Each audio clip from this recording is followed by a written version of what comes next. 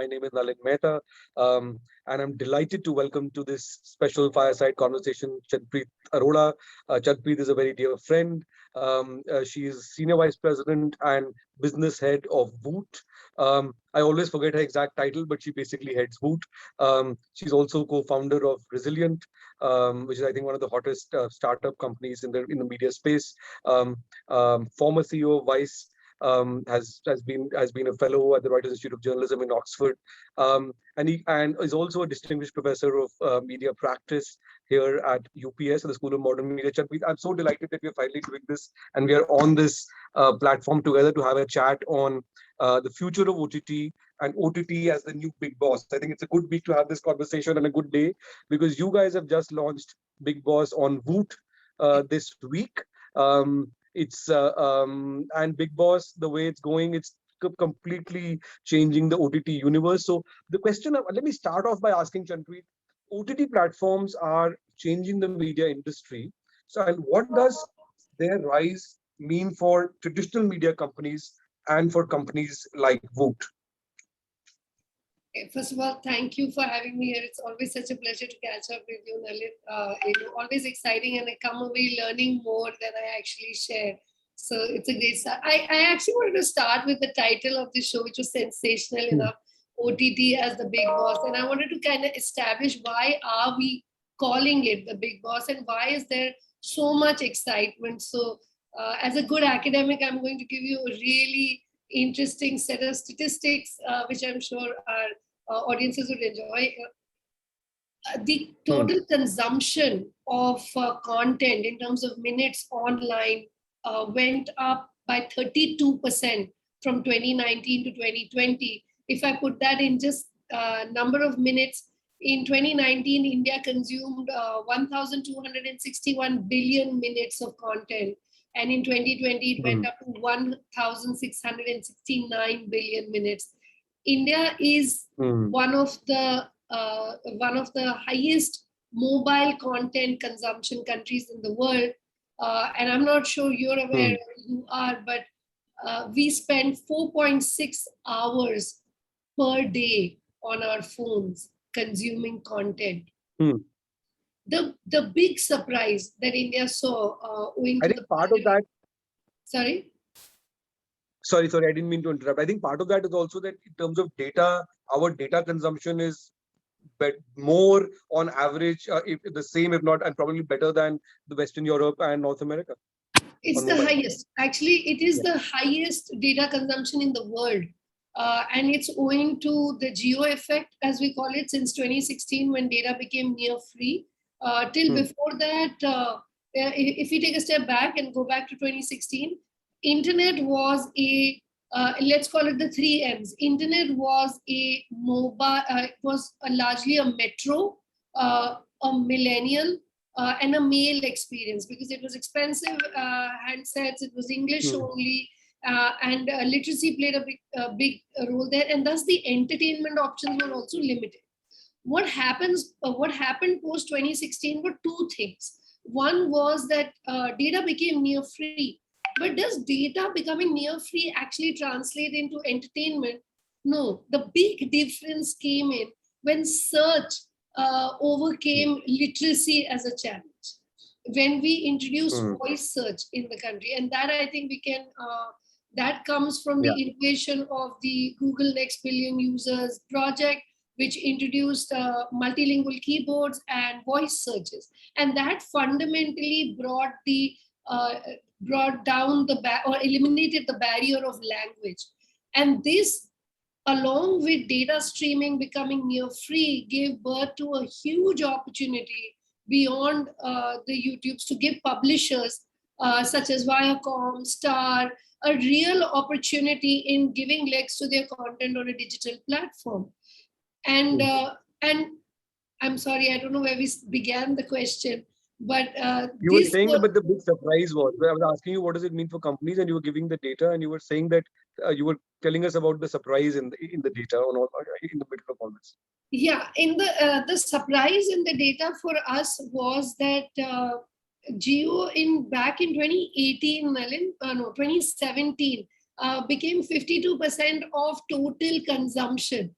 back in for a large group that we were both working for, and this was an English dominated group. And today what internet is not 100 million people. Today internet is close to 600 million people. It is middle income, middle India, and vernacular. Okay, and it is no longer the 3 M's that we started with. It is video.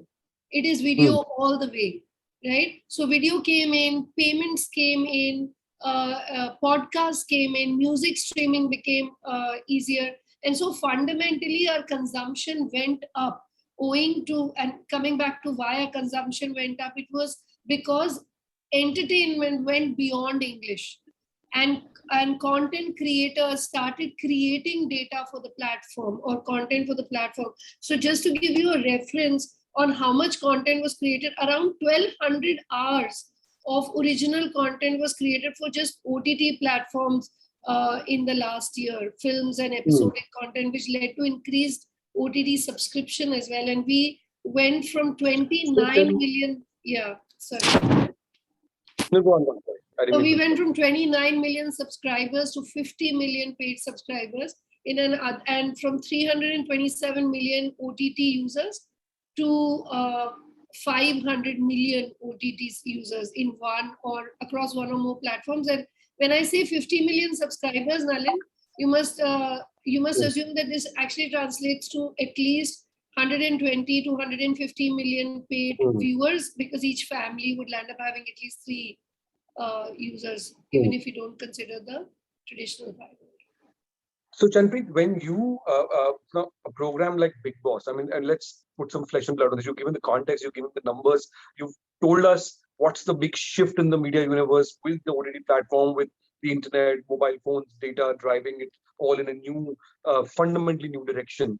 What does it mean for content creators? So when you, for example, in the way that the network has used Bigg Boss before, when you put it on the OTT platform by itself, what's been different this time for you from as producers, as people who put up this stuff? How different has it been? I mean, we know how different it is for us as viewers, but this back-end shift that most of us don't think about, how has this changed the way it is produced? If you meet our programming heads right now, I can tell you that they won't even entertain one line of question because they're tearing their hair apart of this. So I think that's a really fair question, because fundamentally what has happened is that the complexity of content production has gone up dramatically because the content consumption patterns have got fragmented. Okay, so Bigg Boss, which was a 60-minute episode that you used to consume on TV, and it is the most loved property in the entertainment arena in the country today, was a 60-minute program. There are fans of this content that we reach out to who consume us in a 15-second format, in a 60-second format, in a 5-minute format, and then a 60-minute format. One of our, and while you see Bigg Boss OTT's launch here as revolutionary, this has not come suddenly. There has been a build up to it. And let me walk you through how the build up has happened and how the network has gained experience, learnings, and has had the confidence to launch its most premier IP on Voot first. So it started with, if you remember, back in the days of KBC and in the days of all reality shows like Bigg Boss, you only had eliminations and you had those call lines. Now the call lines are open and you can call can call and vote for your favorite user now. And there was a revolution that happened that now we have launched an app for this particular show, and you can click on the app and then just click for your user. Now translating to cut to Bigg Boss OTT, the Bigg Boss OTT experience is near video game-like experience. The user is controlling real action inside the house. What song's going to play, whether we like the episode or not, do we want to punish a particular user or not, we want to reward a particular user, we want them to have coffee or not let them have coffee. It's actually nearly a video game experience. And that's one of the biggest shifts from a programming point of view, where you don't alienate the audience. You actually engage with the audience and co-create content practically. So you see the journey is very complex now from a reality show point of view. So I was just thinking, I've been a journalist all my life, and there was this world earlier where the editor was the editor, and we thought we knew what the whole of the country wants and what we could dish this out. And then the internet came. Then we said, "Oh, damn, we don't know anything. The audience thinks very differently from us." And now we have to cater to that audience in a much more direct way because we can see exactly what that audience is saying in real time. So this is also the shift you're talking about in programming like this, because the producers have to react. It's much more personalized. It's much more based on what the audience is saying. It changes the way you think about production. Now, we have a lot of students watching us, Chanpreet. The question I had for you on this was that when you move a program like this online, also the regulation and the laws change, right? Yes. So what are the challenges of that? Because what's happening on OTT, the language is very different from what is censored on traditional TV. Yes. So a couple of things. As far as we are concerned now, Nalin, we fall under the same regulation as broadcasters do. And as a group, we are very careful about following the standards and practices. So if there is any content that is over the top, as Big Boss OTT could potentially be, we still have to follow the same set of regulations. And to be extra sure, we have to give it a certificate like you used to see in films, and you continue to see whether it's an A rating or a U rating or an age gating rating. So we follow that not just for Big Boss, but for all our content. Plus also we are a premium OTT platform, which is brand safe, and we have all logged in users. So for us, there are two aspects. One is the experience of users behind the paywall and in front of the paywall can be different because one is advertiser funded and we are a very brand safe platform. The other is that we can easily do age gating. So not just for Big Boss, but for all other content, we ensure that we are doing age gating for the content. But we have to follow, we fall under the same laws. There's no difference. So Chanpreet, when we are making the shift from the traditional world of television to platforms like Voot or Hotstar or other or Sony Live. I mean, you saw the Olympics. People are watching on Sony Live this time, not on necessarily on traditional TV. What is the kind of new skill sets and the new mindset that are required for people who are looking to get into into the media world now? It's very different from what it was 10 years ago, right? Okay. So let me try and approach it from 2 points of view. One is you could be in the creative line in media, and the second is you could be in the business of media like I am. So you're the creator and I'm actually the one who runs the business around it. Let me answer how both things have changed.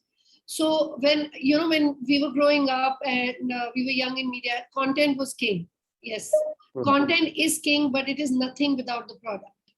Because if your product doesn't work, then it just doesn't work, right? So for example, when we used to look at print, it was how glossy your paper was, how glossy your front page was, what was the quality of your font. We were equally obsessed about design and product. When it came to TV, it was the packaging of the channel and the distribution of the channel that made all the difference, right? You could have the best piece of content, but not distributed anywhere. Similarly, when it comes to an app like Voot, for instance, our ability to serve X million customers at one go concurrently, to be able to build personalized feeds, to be able to understand, receive signals from them on what data do they like, do they not like, and then put in an additional layer of interactivity around each piece of content, allowing UGC, allowing polling, allowing feedback, gaming into the content, is an extremely product and tech heavy experience. And the other fundamental difference is that no, the content never takes a back seat, but does the content also get real-time feedback? And that is that maddening at some level. It is. So I'll give you an example. Earlier we used to do an annual study, which we continue to do, of youth in India, right? 23,000 18 to 25-year-olds studied across 12 different cities. We're still doing that study, and that is fundamentally influencing the design of our content. But the data that we get every single day from our users is defining what our next episode is also going to look like in 3 years. right? So I can't fundamentally change the format of my show because today you didn't like the episode, but could it change the tonality? Yes, it could. It very much could. So both are extremely challenging. One doesn't replace the other. There is no substitute to consumer research. What technology has done, it has really simplified consumer research. Our cost of consumer research has gone down. Our ability to get consumer data faster has come in. So instead of doing one annual survey only, we also continuously do monthly surveys or quarterly surveys on how our content is doing, and so on and so forth. So there is a lot of research that is continues to go in. Plus also, sorry, just want to say that consumption data allows us, this is the second part of running the business. Earlier, there was a TV audience and there was there were sample sizes of 50,000 maybe, which are doing your TAM ratings or the new TV ratings as they come out. Now, every single user gives me data. I'm able to build cohorts, and this is very critical for all the students who are listening. Understand, even whether you're in content, whether you're in revenue or you're in strategy, your ability to understand data is really critical. Whether you're looking at it from a PR and marketing perspective as to what is the audience talking about us, what is it that they're liking, they're not liking, your brand is literally in their hands, right? Your content, you have your content is with them, and you have an opportunity to build fandom, and you can't do that by alienating the audience. So you have to listen every minute, right? So from a content point of view, marketing point of view, and even audience behavior being used or content consumption being used to be able to define who my advertising partners will be or what my subscription strategy will be is all linked. Right. So we can no longer say that. Yeah, sorry, go ahead. I was just saying we can no longer say, sorry. I wanted to say that, through my time at Oxford, through my time in the newsrooms, you're one of, and I've said this before, you're one of those few people who realize that while storytelling will always remain key, data-backed storytelling is the game changer and is the unique advantage.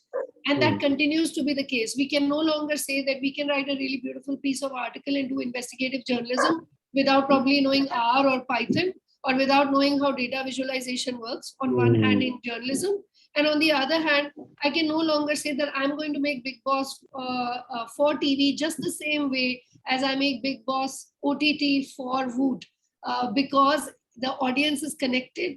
It is raring to give feedback. If you don't take its feedback on Woot, they're going to give you feedback on Twitter, MX Takatak, Instagram, Facebook, Chingari, Trell, the platforms that you probably haven't even heard of. And and we better get there, or Reddit, or some Reddit threads. So it's a very different fragmented world out there. No, I think we were talking about it before we came on air, that and you were saying that, look, the storyteller the art of storytelling remains central. That doesn't change. But just like when radio came, people had to learn new skill sets to adapt to it. It changed, and it changed print too. And then television came and it changed everything else. And now it's digital. But digital, I think, is much more powerful than the other platforms, because the kind of data and the kind of multifarious communication it allows, as opposed to a one-way or two-way communication, that I think changes both the mindset required for content creators, and there needs to be I think you need to be much more humble. I think you need to be much more agile. But it also changes the business model, doesn't it? So for somebody trying to get in now, it was almost like there was an industry, and it's always been like that for donkey's years. And now everything is up in the air, right? It's in a great phase of disruption. Yeah, it's amazing. It's every single day you wake up and you learn something new. But let me simplify it for content creators or aspiring content creators on this call. There are, the complexity is not that high once you actually break it down into two really simple pieces. One, who is my audience, and on which platform is it sitting on? Okay, so I take an idea like Bigg Boss, a powerful idea like Bigg Boss. What can it mean on TV? Because my audience on TV is a little different from my audiences on OTT on Voot. Now, is it that the same Chanpreet also is on TV and same Chanpreet is on OTT? Yes, it's possible. But the mood with which I'm watching it on TV is probably with my children, with my spouse. On OTT, I may be watching it alone, and I may be in a very different mood. I'm willing to see some more edgy content than I didn't want to see on TV, possibly, or possibly it's the same content. Then there is a third person who loves Bigg Boss OTT but doesn't have 45 minutes and can't wait to know what's happened. They're also consuming me on social media, and social media is no longer visual and text only. It's moved on to the next generation, and welcome to the generation of 15-second is the optimum, and 90-second is too long a video. Okay. It has also moved on to audio podcasts. It has moved to audio books. Today, the audio book segment is bigger than the ebook segment. Would you believe that? Right? So if I am Bigg Boss, I'm actually thinking podcasts. I'm thinking 5-minute videos. I'm thinking 90-second videos. And let me tell you, with Bigg Boss OTT, I have launched 15-second videos. And these are not promos, these are true shoulder content pieces that matter to me. So as my content creators, I actually have separate edit teams working with me by platform. Because I want to engage with the audience in its habit of the platform that it consumes on. Chanpreet on TV and Malin on Insta Reels or MX Takatak are two different people altogether. And it's not like one content fits all. So fundamentally, that is a really big shift. And second is that the feedback mechanism of content has changed. But that's not really the main second one. The main second one is actually, I want to disagree with you when you said that now it's no longer one-to-one. In fact, now content is only one-to-one. You remember when we used to, and when we were growing up, our parents, what was the source of information to the world for our parents or even for us when we were? The front page of the newspaper you read. It moved on to the prime time news segment that you saw. Today, it is your social media feed in your mobile phone. If I'm not in your social media feed, I don't exist. And that is true for Gen Z. Okay, and I'm competing with a YouTube superstar, I'm competing with an Insta superstar, I'm competing with Times of India, I'm competing with Colors, I'm competing with MTV, all in the same flow. So Brad Pitt, Chanpreet, Nalin Mehta, UPES, and Bigg Boss OTT are in the same flow. So my competition is you, and I have to have a personality. So when you think content now, please don't think one format. Think platforms and think about the experience of the user. So if you are being consumed in the mobile phone, visualize your content in the mobile phone. If your content is being viewed on TV or connected TV, then visualize your content there, because that is going to be one of the biggest challenges as we go ahead. And each content piece will have to live across platforms. So actually, what I meant by one-to-one was not this sort of didactic one-way flow of information with the producers putting it and then no-way coming back. I meant in that sense. Chanpreet, we're getting a lot of questions. So let me take some of them. Sure, there is one question which I can't see the name yet here, but the question is, I want to know, in the future, will we see series or movies shot in the vertical format? Absolutely. You can see it on our platform 6 weeks from now. Wow. Yes. Is that something that's completely is that something you see that coming in force across platforms? So let me give you some data around it. Okay. Our experience has been that vertical video format is really good for short form content, and it is going to continue to do well. And when I say short form content, I don't just mean 30-second and 90-second videos. I also mean up to 5-minute, 6-minute, even 10-minute videos. But but when we see real binge watching of content on even most engaged platforms like ours, sometimes is limited to 3 episodes when it is being consumed on app. But when the same content is being consumed on TV, connected TV, it could go up to more than double of it.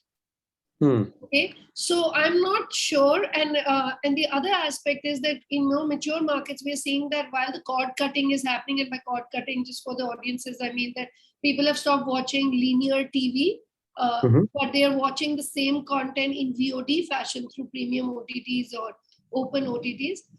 26% of content consumption in a market like US is through connected TV.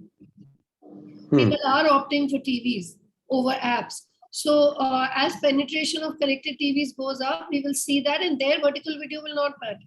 The Hmm. content that is consumed on is meant for consumption on mobiles will start showing a very strong shift to vertical video. Okay, There's so no there's a doubt. connect. You mentioned connected TV. There's a question by Nandini Kapoor, and what do you consider to be the major benefits of OTT and connected TV advertising? So I say that what was the first part of the question? What do you What is consider to be the major benefits of OTT and connected TV advertising? I think the question is advertising slightly different on this, and how does that work? it's spillage and addressability. Okay, when you advertise on connected TV, it is not necessarily concurrent advertising. So let me not become very jargon oriented, but when you advertise on TV, let's say it's a 9 p.m. slot, and at 9:02 you see an ad, the whole country sees that ad. Or the whole, in case of sports, the whole world will see that ad, or Southeast Asia will see that ad. When Hmm. you are advertising on connected TV, let's say you are choosing females in metro cities. Hmm. Okay. Now, if I am a subscriber, you could argue that if I am logged in as my husband, you may miss me, okay, in advertising. But assuming that my login is correct, you can actually reach a person in New Delhi and skip a person in Lucknow if you want to. Hmm. So it's targeting, so zero spillage. So there is another question by Nandini. Why is OTT better than traditional TV advertising? Okay, you tell me. That's a really good question. But why? Because I want to watch when I want to watch it. And I want to watch what maybe is not appropriate for children.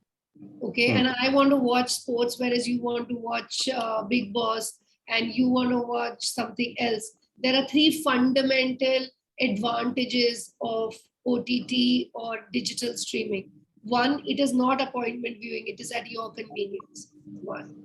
Two, the selection of content is far more rich because it is a personalized experience and your feed is personalized to the extent that on TV there are certain restrictions of only certain kind of content can be played. But if you are an OTT subscriber and you are a paid subscriber or free, based on your age gating, you could open up access to a huge array of content, right? Hmm. And the third is the advertising is more targeted. It's a great experience for both users and advertisers, right? Even users, I have discovered some of the best new products that I use, let's say related to slow fashion, related to slow food, because I'm being targeted based on my profile. That's fine. I actually appreciate it better than being watching kids ads on GC channel for me. There's another question, Chanpreet, and this is a generic question. What length of video creative do you suggest? Now, of course, video creatives, they differ across platforms and so on. Your sense on that? What the consumers are preferring? Yeah. It's entirely platform dependent. So when you go to a short form video content like TikTok, MX Takatak, Josh, Trell, we work with many of these partners. It's 15 seconds to 30 seconds. Okay. When TikTok was here, at that time, 60 to 90 seconds was the revolutionary pace that they were going on. At a 60-second video, we see 90% completion rate. And you know what completion rate of content is, what defines how good your content is. On an average, people claim 30% completion of content. However, when you see a content like Big Boss OTT, we have a 3.5 hour premiere, which we just launched with on Sunday. And I can't even tell you, we have more than 50% completion rate on an average, which means that most of our users actually finish the episode. Okay. That's the power of content. Even when I look at some of our content on YouTube, we have a really successful channel on YouTube as well. for our deep asset library, the very old content that we bring to the audiences. And we see a massive consumption, 33% consumption for 30-minute content and 33% consumption of 10-minute content. So it's really, that's the beauty of digital, right? That there is an audience that wants to consume 10-minute content and there is an audience who wants to go full form. And Nalin, you can pitch in here. You saw that even during our text pieces, right? Either the super short form 60-word summaries were doing well, or the extremely in-depth researched articles, whether we were at Vice or whether we were New York Times, we saw both were valid. Yeah, right? no, absolutely. Absolutely. I mean, at TOI, we started, Chanpreet, as you know, these explainer videos, and I thought it'll create a niche audience, and it wouldn't be very mass thing. But to my great surprise, these became the most watched things on the platform. And Exactly. there was and database stuff, explanatory stuff, no dumbing down, and a very serious political junky stuff, and it became a big hot seller, and that really surprised me. And I agree. And you know why, Nalin? And it's, I used to think that this is doing well in India when you were doing this, because India is a young nation and we have so many new people coming in. I see so many people struggling with reading a financial newspaper. And I always used to wonder, like, why are we assuming this person can understand what a white knight is? Or why are we assuming this person understands what is a hostile takeover? Why are we not explaining it? And Economic Times did such a beautiful job of doing those explainers, right? In the newspaper. But even during my time at Oxford, all the magazines that have survived the digital revolution are the ones who have held on to the 101 and explainers. If you look at BBC as well, they have done that, which actually comes back to OTT, which we're talking about right now, entertainment. It's how entertaining your content is and how far your story goes. I have learned this in every successful entertainment organization, whether it was Vice, whether it is here, whether it is Times of India. Go as far as your story goes. So even in a docu-series of 6 parts, no individual episode is defined under this 32-minute or 22-minute or 15-minute category, especially in the unscripted part. If the story defines that I'm going to do 1.5 hours today, we will do 1.5 hours today. So Chanpreet, can I ask you on Bigg Boss? I mean, you've just launched Bigg Boss, and I know you've been really busy for the last 2 or 3 days. I thank you for take time out in the middle of your madness for this conversation.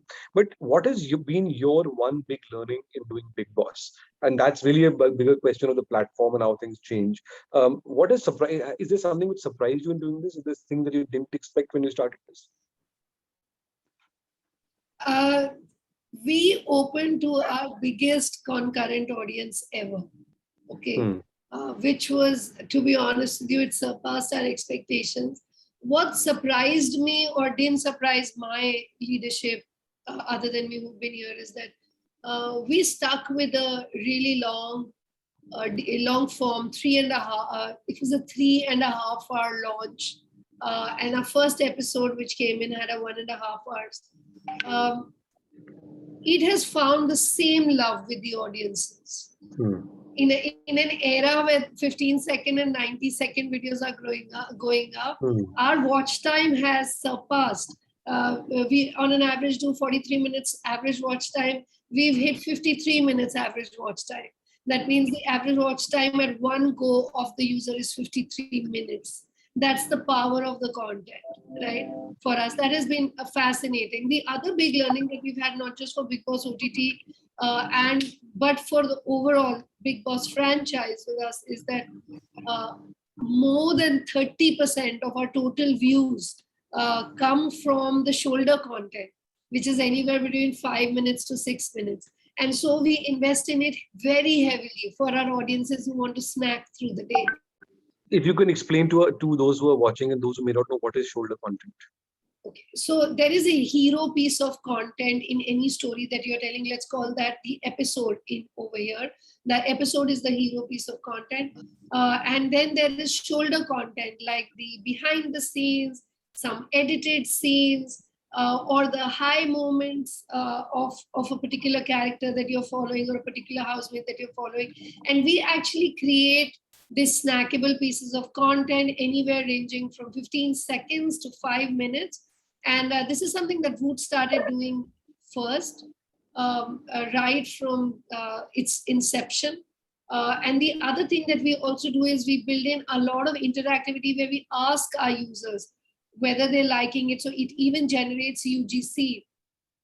Just so you get a reference of how powerful this is, 30%, and in some seasons up to 45% of our total views, I'm not talking about watch time, I'm talking about views, come from the shoulder content. Okay. So while people love there are people who come just for the episodes because they want to see the full action. And then there are people who come to watch just the short pieces. And then when we realized this was happening, we took it to the next level. And 2 years ago, we launched this interactivity called Video Vichar, where we actually ask the audience a question, like any question that's pertinent to what's happening in the day, in the house. And that question asked daily over a 15-week period generated over 23,000 videos. So Chanpreet, I have a... Go ahead. That's quite something. I've been thinking about this, that, you started by talking about how data-driven decision-making has become, and all media leaders have to look at that. And for anybody entering the industry now, they need to be very cognizant of data, learn those skill sets, integrate them in the way they think about programming, whether as content producers or as on the business side of things. I have a question on the data, that when you look at the data, what about questions like gender? What about questions like, because there is a view that a lot of the data might be male dominated. So, I mean, there's a question from Jaya who's watching, and she's asked this question, that to what extent does the data, to what granularity of data do you normally look at? And is there a danger of having a cookie cutter approach outside of the many divisions on gender, caste, class, all that in India? Your view on that, and the sort of the very fine aggregated nature of the audiences in India, or are we creating content which one size fits all? I mean, I would love to hear what you think about something like that. Okay, so fantastic question, and the answer is no, absolutely not. Gender is a very rudimentary, gender demographics is a very rudimentary given first cut basis for us to start the conversation. In fact, the ability to create a successful piece of content and market it really sits on identifying your user based on their persona and their affinities and the communities that they rest in, and what are their digital consumption habits. I'm now going to talk only digital because I moved on from the TV universe over a decade ago, so I can't comment on that. But when I look at my audiences, I look at my brief whenever we're building an audience is like, please define, when we're building a content, please define this user for me. Who is she? Where does she live? What is her cultural setting? What is her income? What does she do in her personal time? What are her hobbies? What does she consume and where does she consume it? If she's a K-pop fan, and I'll tell you why it's makes a difference. I want to know what is the role that I'm playing in her life. Am I the escape because she wants to get away from her reality of a real life quarantine and a real life work from home, and every time she watches content in international locales, she thinks like, wow, I'm living my life vicariously through this piece of content? Or am I the one who's getting her in touch with reality? This fundamental understanding changes every year through deep consumer research. Okay, but there are also added layers that come in Nalin. For example, maybe if I want to go to Nalin, I will go through Facebook. Maybe I want to go to Kabir and Raghav, who are two kids who are age 13, let's say. I need to go to MX Takata. They're not even on, you'd be surprised, that's where they are. Okay. If I want to talk to Chanpreet, maybe she's still a fan of Ayushmann Khurrana, right? But I want to go to a 14-year-old Anvi. I need to talk to her through a K-pop band. Okay. So if I think that Anvi and Kabir and Raghav are 13-year-olds, then I'm fundamentally mistaken. I am looking at one K-pop fan, and I'm looking at one drummer, and I'm looking at one voracious reader, right? And I'm just taking random examples, Yeah. but I need to understand people in their communities and cohorts. So I'll just take a step back and talk about my experience with Vice. As a small company which entered India with big brand, big aspirations, we decided we were going to do few things, but be right to them. Now, what was the starting point? Was the starting point the personality of Vice, that we did a certain type of content? We had a certain type of tonality? No. Our starting point was that we were fundamentally good at a certain type of content, but who are the audiences I was going to service? We chose to service the LGBTQ audiences. We chose to service audiences that were into gadgets. We chose to service young adults who were learning how to live on their own, and adulting became a big choice, okay, for them. And only with these three pieces of these three areas of focus, we landed up investing 30% of our original content creation for LGBTQ community, even before the Supreme Court judgment. When the Supreme Court judgment actually came, our content started trending across platforms. Even those platforms, without naming any, even those platforms who had purposely pushed our content down on the feed to avoid any regulatory challenges. And after that, we became the most profitable from an advertiser-funded perspective as well for LGBTQ content. But it was because we had the trust of our audiences. Now, did I create content for Bangalore-based people or India or Delhi-based people? No. I created content for a community, and it paid off. So you have to be very, personas are critical. Yes. I think that's a very good answer. Thanks for that. There's a question from Sanjeev on, in terms of, we've talked about the disruption in the media sector. Now, in terms of jobs, in terms of skill sets, what are the growth areas now for those who are interested in this disruption? Where do you see the opportunities? Where do you see the growth? And what kind of skill sets do you think are the most in demand? When you hire, what are you looking for? What are the kinds of people you hire? I hire people who are digitally literate, who understand, who are very good with their craft. Whether you're in storytelling, whether you're in data sciences, whether you are in sales, right, or whether you're in strategy. We've always been data backed, but your ability to understand that one piece of content can have a lot of different avatars and manifestations across digital. And there is no one absolute truth. It is a consolidation of a multi-platform, multi-team effort where content and product are both king. Is the kind of skill. Agility is what we look at a lot. Second is ability to learn, Nalin. I know it's a very philosophical answer, but the reality is that every day we are learning something new. Okay, for us to get fixated and say this is how we're going to do it is not where we work. And technology has become an integral part of innovation in production, innovation in analysis, innovation in ad serving, right? Innovation in strategy.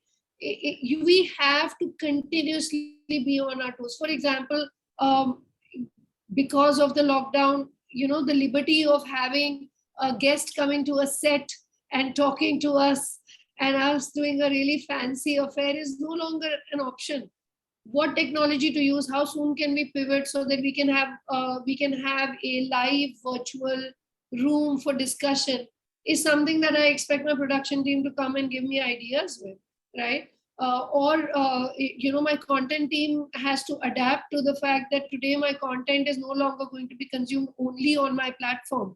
It's going to be consumed a little bit on social platforms, a little bit on any other OTT platform, and a lot of it on TV too. And how do you take one property and then extrapolate it? Because OTT was custom made for OTT, but we have made a success of our large franchises like Khatron Ke Khiladi, Roadie, Splitsvilla, and taken them to digital as well. So the complexity of content and its interactivity needs to be aligned. So please keep your minds open. Be open to learning. I just want to leave you with one thought around that. And it's my favorite line. When I was consulting with New York Times, I asked them how many people are in the global newsroom, and they said 600. I'm saying this is way back in 2019. They've added a lot more. How many of them can code? 300. Wow. That's crazy, right? Are they journalists or are they coders? It's no longer a different skill set. It's like me working with my head of product, and I told him, listen, the illustrator has fallen ill and he's out of action. He said, don't worry, I can do basic illustration. Tell me where the mistake is. Right? It's no longer my job, your job. There are no hard lines. No, absolutely, Chanpreet. And this is something that we saw in the newsrooms that I worked in as well. New York Times, of course, their digital has grown significantly. And as you know better than most people, print is now a downstream for them of the main newsroom. They don't see it as a print newsroom or a digital newsroom. Separate digital is at the heart and center of it. There's a question from Kushal Shah, and this is a futuristic question that OTT or digital streaming has obviously disrupted the traditional TV platform, and it's been amazing, he says. But he asks, in the future, what sort of evolution do you foresee that may disrupt OTT or digital streaming? Virtual reality, when it's product, VR and augmented reality. More than VR, to be honest, augmented reality is where I see the real disruption happening. So when you're streaming on the phone with a simple pair of glasses, and I know that with the Google 3D glasses, Google AR glasses didn't really do it, but we are working very closely with a couple of,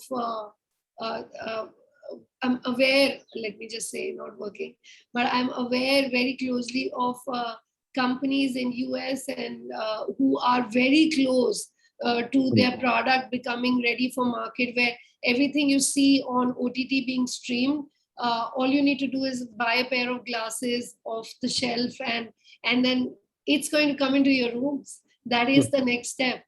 And that will make plain vanilla OTT look like a very, very old poor cousin.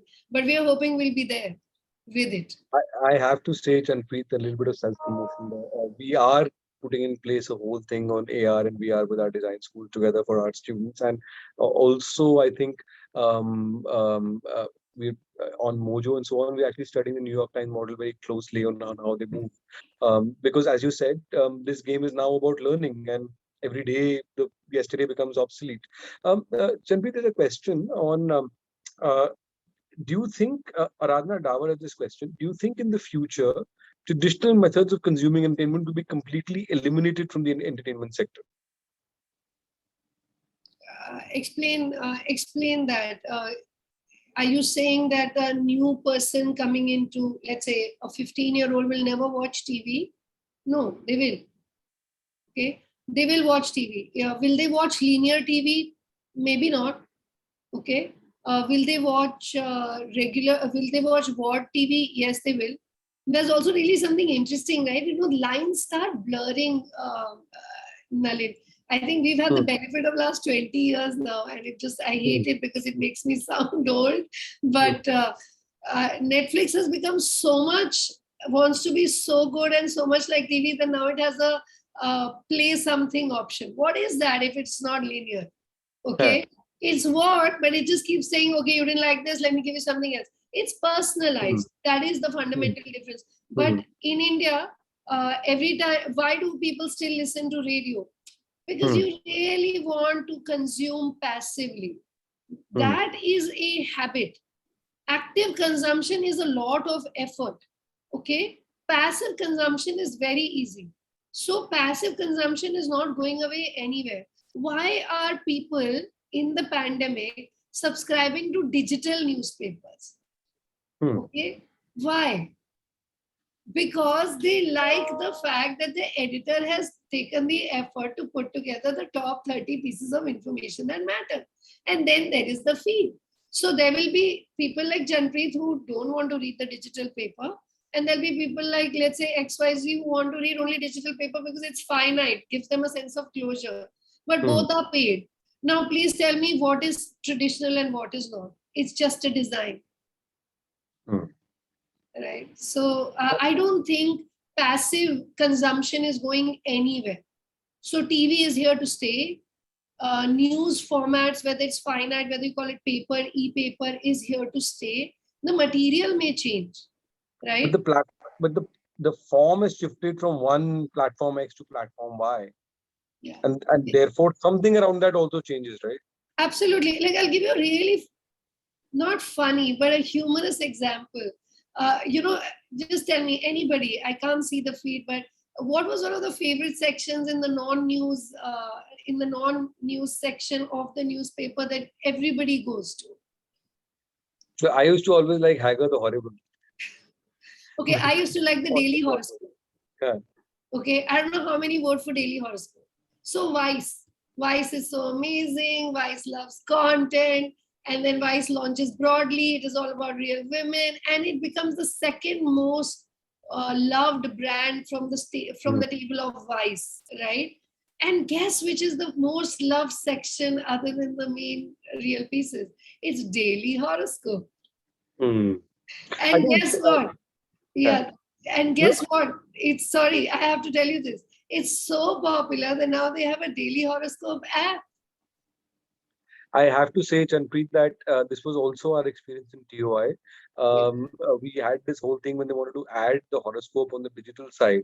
It was always there in the paper, but in the digital side. And we had huge battles about, is this news, is this not news, which section do you put it on, because because the front page keeps changing. We put it, and the kind of viewership we got on the horoscope, it was unbelievable. Yeah, absolutely. You cannot And the change engagement. culture. You cannot change culture and you cannot change habits. And in India, at least I can assure you, passive content consumption is still 90%. So let me ask you a question, and I'm really curious to hear your answer to this. When you look at the data on audience consumption, do you think that India is becoming I think I heard what you said about you can't change culture. My question to you is, are we becoming a more progressive society or are we a more cautious society? What does the audience data tell you? What is the kind of programming? What are the bets that you make as a maker of programs or as a person who commissions programs? What society are you making it for? I am Bharat. Okay. I'm very proudly Bharat. I am making stories that are set in Lucknow, Allahabad, maybe in Navi Mumbai, maybe in smaller towns like Ahmedabad or Surat, because those stories are frankly far more entertaining and far more real and resonate with that entire set of the country. However, I can assure you that when I look at my counterpart and who looks at the select audiences and audiences that go behind the paywall, he is being able to tell nuanced stories, okay, which were never found voice in mainstream, whether it is about a woman struggling with her second marriage, whether it is about four friends leading, it's about, brotherly love in India, which is very unique to our culture, or whether it is a patriotic story about a particular attack on the Indian borders, or it is about a person who's not necessarily your hero, who's positive and finds the positive in everything, and actually finds the negative in everything. And that gives us our number one show, Asur. Asur became the number one show for Woot Select, and it was led by Arshad Varsi, who was the person who did not see the good in everything. Okay, these are real stories that we are telling. And these are not necessarily stories that came to mainstream television. Actually, definitely didn't make it to mainstream television. But it is being possible because of the digital medium platform. Okay, because even if 2% of the overall audiences and 30% of my Woot audiences like a particular show, it becomes viable for me. Right? So this wasn't the case. Sorry, I want to say the other thing is that this wasn't the case with TV, because in TV, my prime time slot is limited. Unless 70% of my audiences are watching it, I cannot be actually giving you the prime time slot. And the moment it goes off air, it's off, right? Whereas here, Asur may go off the main homepage, but it's still discoverable and still a great consumption. So the long tail of consumption goes up for years rather than just a few weeks. So big difference for content creators. There is a question here, Chanpreet, from Akash. He's asking, can we talk a little bit about YouTube creators? You must be knowing so many of them yourselves. And we've talked a lot about OTT platforms. What about user-generated content in YouTube, and where do you see that going, and the relationship, and the ecosystem, how it's changing there? Sorry, so I just want to understand this question. What is our relationship as premium content No, creators with no. YouTube I creators? think no, no, no. I think he just wants to get a sense from you that we've talked a lot about the OTT platforms so far and things around that. But what about platforms like YouTube? What are the bigger patterns you are seeing in user-generated platforms like that? Okay, so very good question again. Like a very, very good question. For even platforms like YouTube, they are now realizing that while UGC is great, YouTube creators create a lot of pull, definitely. But you must realize that YouTube as an open platform also was built on the back of premium creators. Okay, even when YouTube launched, let's say fundamentally in the US, Vice was one of its main partners, gold partners, right? And it actually, Vice launched Vice Video with YouTube, okay? And it almost co-created the platform along with many other publishers, because you don't actually buy a pipe, you buy content. So when you choose to invest in a platform with your time, you're choosing to invest with content. So so YouTube creators play a very big role in creating a fan following for a particular platform. But the role of premium publishers is nowhere less. Okay, and even 10 pieces of content by a premium publisher could land up giving more traction than a individual creator, because the power of quality produced content cannot be taken away. Okay, so but having said that, I just want to say that our relationship in content creation with YouTube creators or with stars of other social media platforms is also fantastic. We realize the value of getting micro influencers or even slightly regional influencers and weaving them into content. A lot of the way we program our content, we also take feedback from how content is being created by these YouTube creators, which is one of the most fascinating things which didn't exist, right? 5 years ago. What is Bhuvan Bam doing on YouTube these days? Definitely is being tracked by us. Okay. And one of the most interesting facts, Nalin, for us was in this youth survey that we've done, which is not public yet. One of the key fascinating facts that we got was that now for the youth in India, they're looking at what can we do in the next 5 years, and being an influencer is a real career choice. Okay, it's not just a hobby, and they want to make money out of it. In South Korea, it has become such a major trend that technically what you would call unemployment is self-employment, because they are all social media stars. You're seeing in India and globally, there are social media talent management platforms that are coming in, hyper platforms that are enabling advertisers and content creators to come together. Just the way every other child who was good at maths was asked, would you like to be a coder? Would you like to be a computer science graduate? Now every child who has a point of view, and you know that from personal experience, has a YouTube channel or has a channel on a social media video platform. And that is a real career option. It is possible that our kids will opt out of formal education, by the time they come to the 9th, 10th, or whenever. And the kind of work that you are doing at UPS is absolutely international level quality education being brought in early to allow children to pursue their creative education without having the pressure of following a traditional system only, having a true alternative. I think that's fantastic. It's what we need to do for our country to be able to build a solid career option and to give a lot of children opportunities for pursuing creative careers. Thank you for that, Chanpreet. Actually, now that we're talking about that, actually, I would love for you to tell us about the course you'll be teaching. That's an amazing course that we've talked about before. What you'll teach next year. Yes, I am very excited about it. So our intent is to, in that course, and of course it develops as we go along, to bring in the full understanding of all the different formats in which content consumption is happening across digital platforms, from the creation to the sustainable business level of it, whether it is audio, whether it's short form video, or whether it is looking at a lens of the audiences for which you are creating this content. So how do you cater to Gen Z? How do you cater to a mass appealing content audience through OTTs? Or how do you build products which are very niche for audiences, and how do you make it sustainable, whether it is audio or whether it's video, so or text for that matter. So I'm really looking forward to walking through our students through the entire process of how data, creative, and strategy and marketing and sales comes together for each and every aspect of media, whether it's audio, video, or text, or whether it is news or entertainment or music, and see where, or hopefully it inspires them on their journey to make the right choices. I think I'm going to attend some of your classes, and I'm looking forward to learning a bit from that.